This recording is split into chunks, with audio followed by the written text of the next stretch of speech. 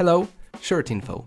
If you struggle with maths or physics at school, feel free to contact me for private classes. All the info is in the description. And now, enjoy the video.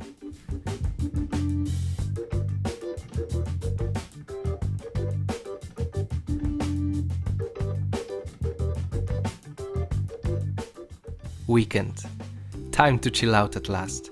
That's what my brain would say if not for a number of questions of key importance for our existence. One question I keep asking myself recently is, how do drinking straws work?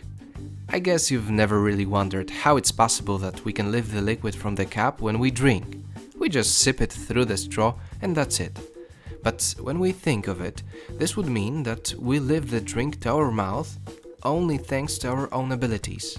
And yet, if we had an opportunity to have a drink in the outer space, it would be impossible no matter how hard we try. Why? First, let's start by saying that we are all immersed in a gas ocean that we call the Earth's atmosphere. It is composed of gases such as nitrogen, oxygen, and others. We may not think about it every day, but because of its weight, the atmosphere exerts pressure on everything that's on Earth. Humans, buildings, and also on your drink in the glass. When we put a straw in the beverage, we have the same pressure on both sides, on the side of the glass and inside the straw. So the system is in equilibrium. But if we stop one end of the straw with our mouth, the situation changes. When we try to drink, in fact, we lower the pressure inside the straw, and the lack of equilibrium results in the air pushing the liquid through the straw straight into our mouth.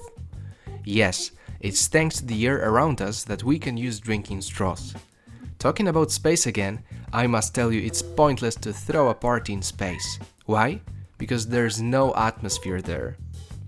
Okay, now that the funny jokes are over, let's go out for a moment and discuss one more extremely important thing. How long can a straw be?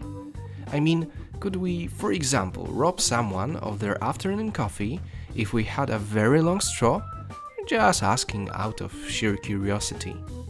You see, the lower is the pressure in our mouth, the higher the air around us will push the contents of the cup.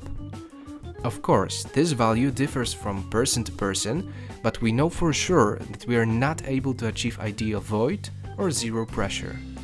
Knowing this, we can calculate the maximum height to which we can lift different liquids. In case of the water, for example, it's around 10 meters. So have an eye on your coffee. Finally, let me add that the lower the drink's density, the higher it will go. So for example, alcohol, which has a lower density than apple juice, would reach a higher point. Well, perhaps I've spared you a few lost bets in a bar.